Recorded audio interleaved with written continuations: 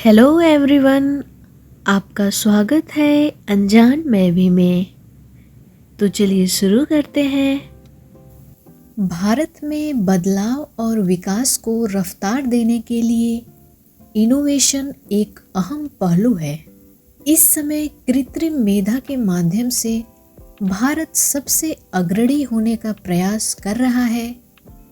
Internet की शक्ति को 6G से आगे ले जाने की कोशिश हो रही है और हर पुराने तरीके को कृत्रिम मेधा की सहायता से बदलने की पहल हो रही है।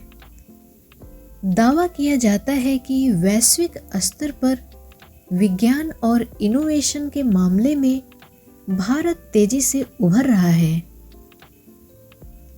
शोध कार्यों में भी देश किसी से पीछे नहीं है।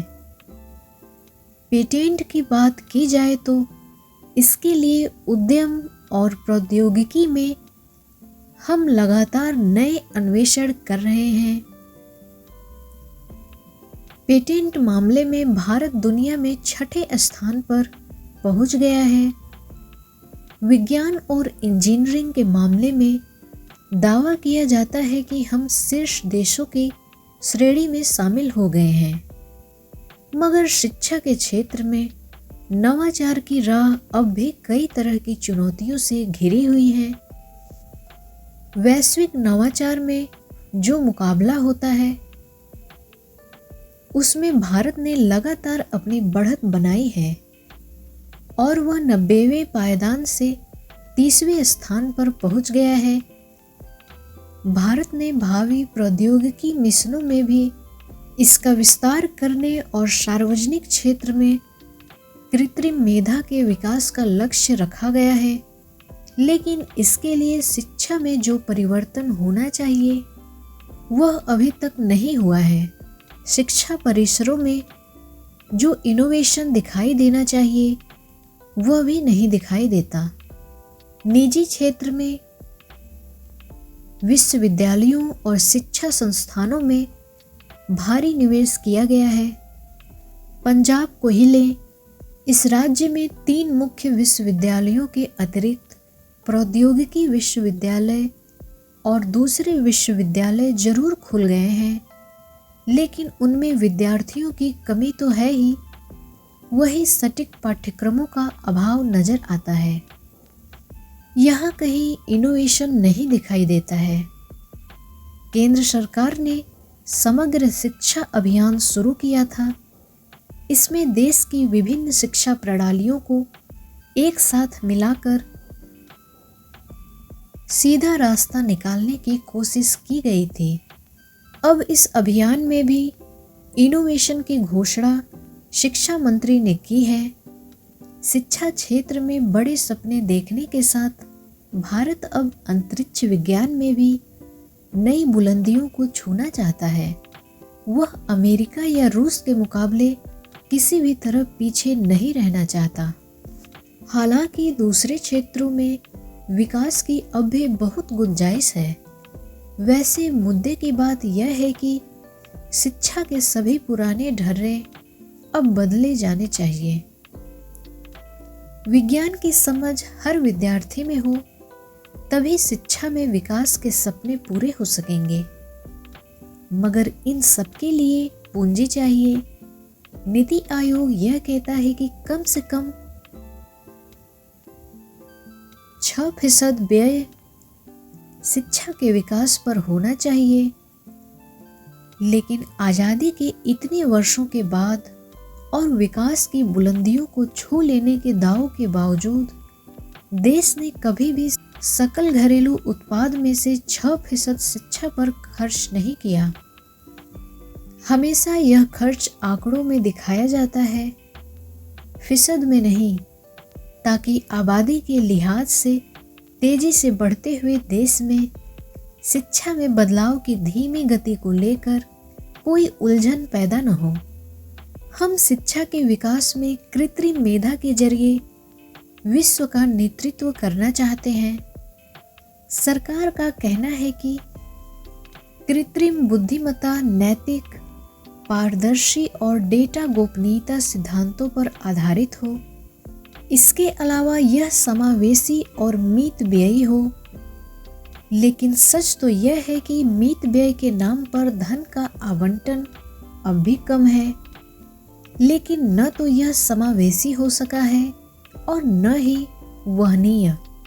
सवाल यह है कि अगर समावेशी, रोजगार परक और अन्वेषण पूर्ण शिक्षा को गांव-गांव तक पहुंचाना है तो उसके लिए उद्यम क्या है? अगर आज भी यह रपट आती है कि भारत में हजारों प्राथमिक विद्यालयों में एक एक अध्यापक कई कक्षाओं को संभाल रहे हैं, तो शिक्षा में नई तकनीक और वैज्ञानिक दृष्टि को आत्मसात करने का लक्ष्य कब पूरा होगा? पंजाब को ही ले, आज भी यहाँ अधिकतर छात्र कला संकायों की ओर जा रहे हैं, जबकि नई शिक्षा नीति यह कहती है कि शुरू से लेकर उच्च स्तर तक नई पीढ़ी कला और साहित्य के साथ साथ विज्ञान एवं तकनीक का भी अध्ययन करें। दूसरी ओर आलम यह है कि स्कूलों में दाखिले का फीसद जरूर बढ़ गया है, लेकिन 10वीं तक आते आते विद्यालय छोड़ने वाले विद्यार्थियों की संख्या भी बढ़ रही है। इसकी वजह है परिवारों की आर्थिक असुरक्षा और रोजगार की अनिश्चितता।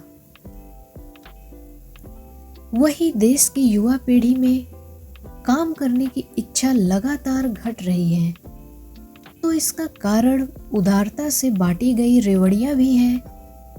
अजब विडंबना है कि एक ओर देश आर्थिक शक्ति बनता दिख रहा है और हम भविष्य में तीसरी आर्थिक महाशक्ति बनने का दावा कर रहे हैं। आजादी के शतकीय महोत्सव 2047 तक हम महाशक्ति बनना चाहते हैं। दूसरी ओर युवा पीढ़ी को अनुकंपा के जरिए धीरज रखने के लिए प्रोत्साहित किया जा रहा है। इसी विरोधाभास नहीं तो और क्या कहा जा सकता है। उच्च शिक्षा में ज्यादातर विद्यार्थी कला और साहित्य क्षेत्र में शोध करना चाहते हैं। विज्ञान और तकनीकी क्षेत्र में शोध की प्रवृत्ति नहीं बढ़ रही। हम कृत्रिम मेधा से नवाचार, इनोवेशन की ओर बढ़ना चाहते हैं, लेकिन हमारा शोध इस क्षेत्र की बुलंदियों की ओर जाता नहीं दिख रहा।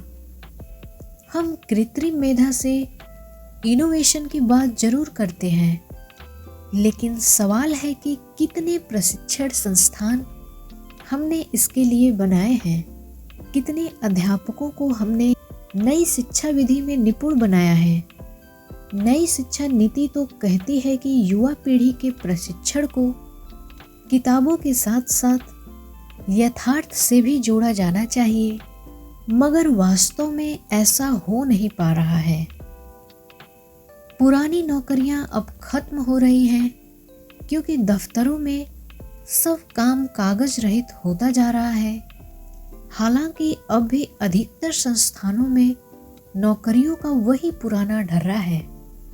दूसरी ओर चिकित्सा और इंजीनियरिंग की डिग्रियां अब युवा पीढ़ी के लिए अंतिम विकल्प नहीं रह गई हैं। इसमें दो राय नहीं कि अब कृत्रिम मेधा में दक्ष पीढ़ी तैयार हो रही है। यही लक्ष्य भी होना चाहिए, मगर अभी तक इसमें इनोवेशन सतही स्तर पर नहीं दिखाई देता है। पाठ्यक्रमों में बदलाव नहीं दिख रहा और न ही इस दिशा में पुस्तकें लिखी जा रही हैं।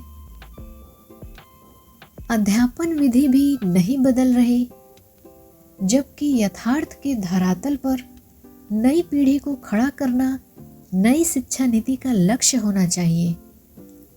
फिलहाल इस बारे में दावे तो किए जाते हैं, लेकिन यह वास्तविक रूप से कहीं गतिमान नजर नहीं आता।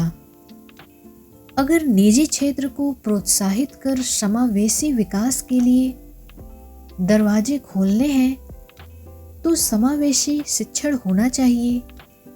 इस पर अभी बहुत काम करने की जरूरत है। कृत्रिम मेधा के उपयोग में आगे बढ़ने के दावे तो बहुत किए जाते हैं, लेकिन हमारी उत्पादन प्रक्रिया में इसके इस्तेमाल से लागत कम होती नजर नहीं आती। कृषि क्षेत्र में तो आज भी कृत्रिम मेधा का इस्तेमाल न के बराबर है। समग्र शिक्षा अभियान में इनोवेशन का सपना सुंदर है, परंतु देश इस दिशा में तेजी से बढ़ता हुआ नजर नहीं आता। ऐसे में शिक्षा को इनोवेशन से जोड़ने के प्रयास करने होंगे। धन्यवाद।